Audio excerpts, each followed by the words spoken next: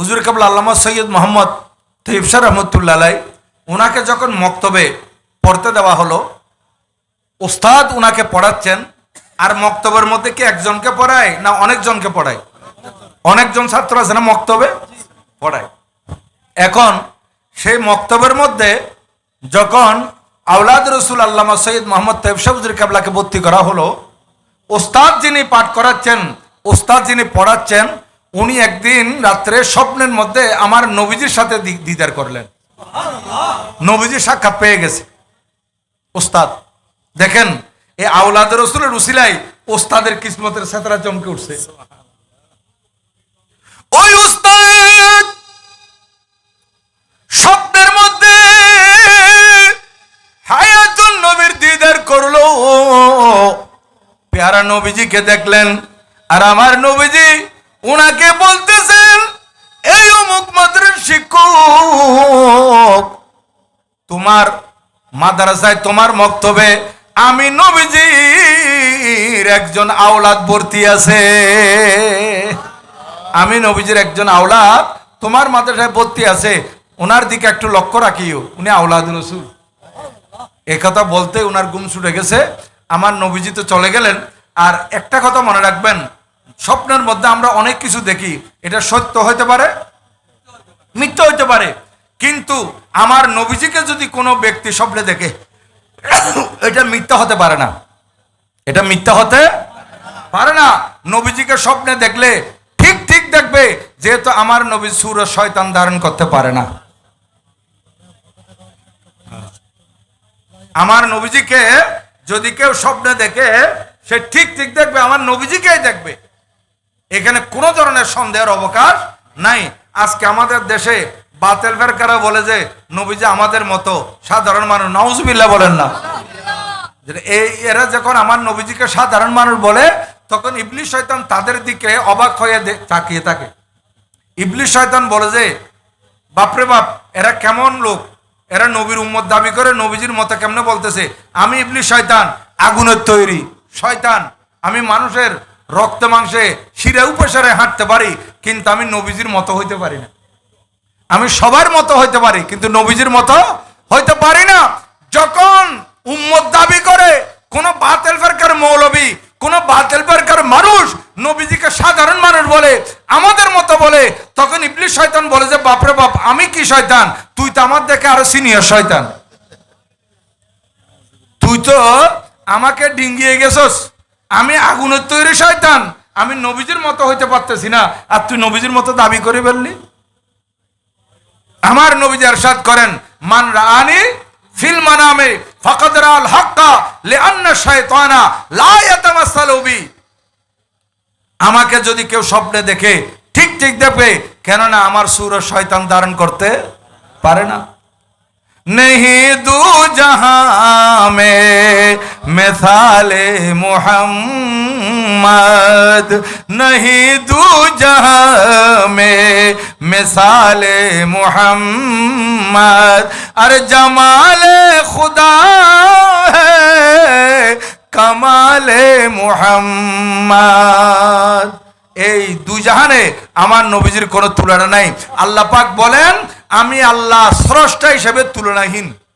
আমি আল্লাহ কি হিসেবে বলেন, দেখবেন আবার এখানে অনেকে শিরিকের ফতোয়া দিবে। আমার আল্লাহ সুবহানাহু ওয়া তাআলা তুলনাহীন কি হিসেবে? স্রষ্টা হিসেবে, খালেক হিসেবে।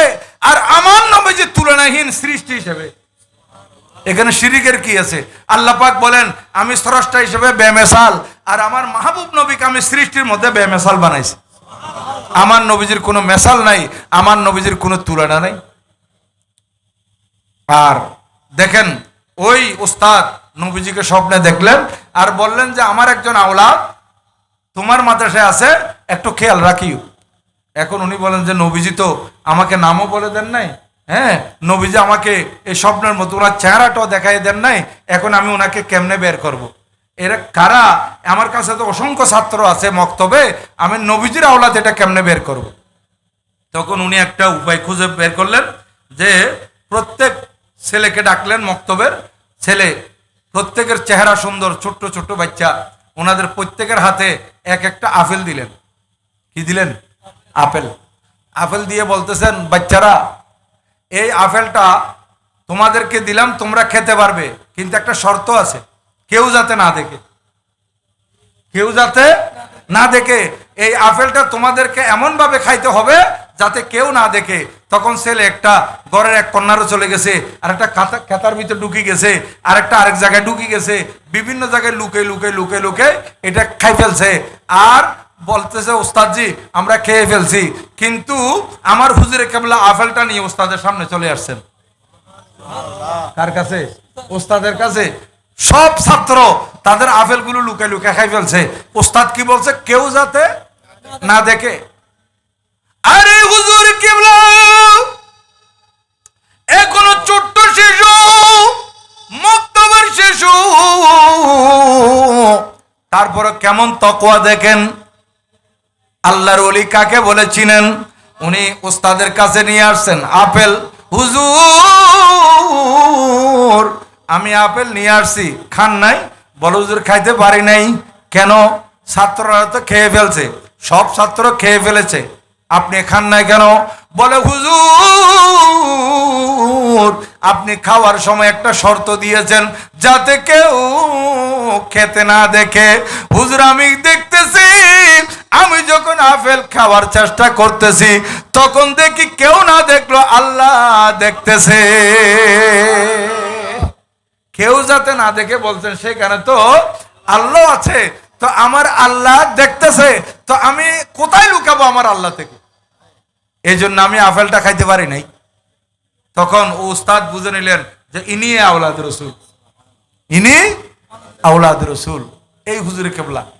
দেখেন আল্লাহর ওলি হুজুর কেবলা, ওনাকে একবার আমাদের বর্তমান হুজুর কেবলা এবং বর্তমান হুজুর কেবলার আওলাদ, ওনারা তো শ্রীকুর শরীফ গেছেন, ভাগ্যবান মানুষ আরিফ ভাই, যে আমার হুজুর কেবলার আওলাদ যিনি বর্তমানে অনেক বড় আলেম, আন্তর্জাতিক ইসলামিক স্কলার, হুজুর আল্লামা শাহ সুফি সৈয়দ মোহাম্মদ আহমদ শাহ মোত্তাজিল্লুল আলী। উনি অনেক উপরের আল্লাহর ওলি, উনি অনেক বেলায়ত হাসিল করেছেন। এখন বর্তমানে বিভিন্ন জায়গায় হুজুরকে দাওয়াত দিয়ে নিয়ে যায় আওলাদ রসুল হিসেবে। হ্যাঁ, তো আমার হুজুর কেবলা, হুজুর গৌসুদম আল্লামা সৈয়দ মোহাম্মদ তৈয়ব শাহ হুজুর কেবলা, ওনাকে একদিন পার্শ্ববর্তী এক গ্রামে আকদ পড়ানোর জন্য হুজুরের এক মুরিদ মোহাম্মত করে দাওয়াত দিয়েছেন। দাওয়াত দেওয়ার পর উনি ওখানে, ওস্তাদ আছে না, ফিসে কেন কথা হইতে মনে করো, ওস্তাদ ওখানে মসজিদের ইমাম আছে। মনে করেন আপনাদের, আমি উদাহরণস্বরূপ বলি, আমার আজিজে গ্রামে জানাবে মৌলানা সেলিমউদ্দিন তৈয়বী সাহেব, হ্যাঁ, উনি আছেন।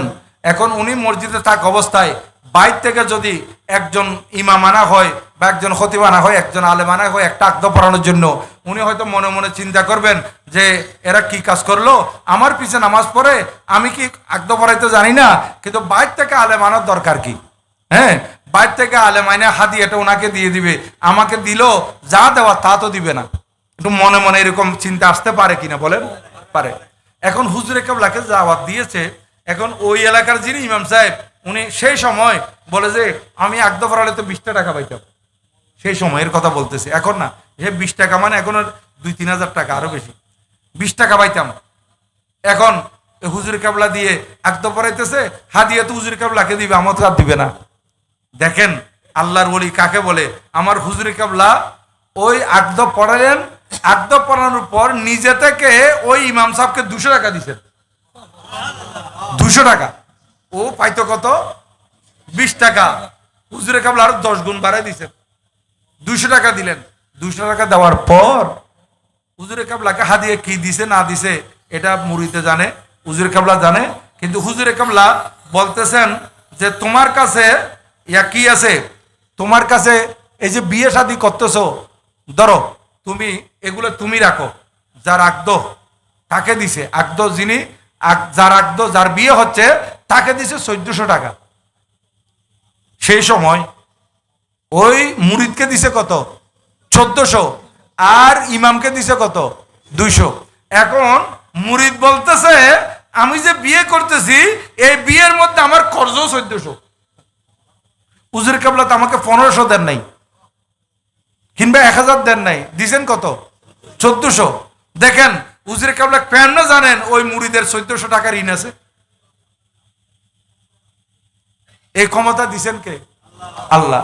আল্লাহর ওলিদেরকে, এই গৌসে জমানদেরকে এই ক্ষমতা আমার আল্লাহ দিয়েছেন। এরকম আরো অনেক ঘটনা আছে। আমার হুজুরে কেবলার গাড়ি বান্দরবন যাচ্ছে, 100 মাইল স্পিডে গাড়ি চলতেছে, আর সেই জায়গায় একটা ছেলে এসে গাড়ির মধ্যে পড়ছে, কিন্তু এই ছেলের কোনো কিছু হয় নাই। লাফাত্তা হয়ে যাওয়ার কথা, মুহূর্তের মধ্যে স্পট ডেট হয়ে যাওয়ার কথা। এরকম জশ্ন জুলুসে একবার ওই আমাদের ট্যাগের ফাঁসের মধ্যে এরকম একটা ঘটনা করছিল, হুজুরের গাড়িতে এসে পড়ছে, কিছু হয় নাই। তো এই আল্লাহর ওলিগণ, ওনাদেরকে আল্লাহ পাক সুবহানাহু ওয়া তাআলা এমন ক্ষমতা দান করেছেন, দুনিয়াতেও দিয়েছেন, আখিরাতেও দিয়েছেন।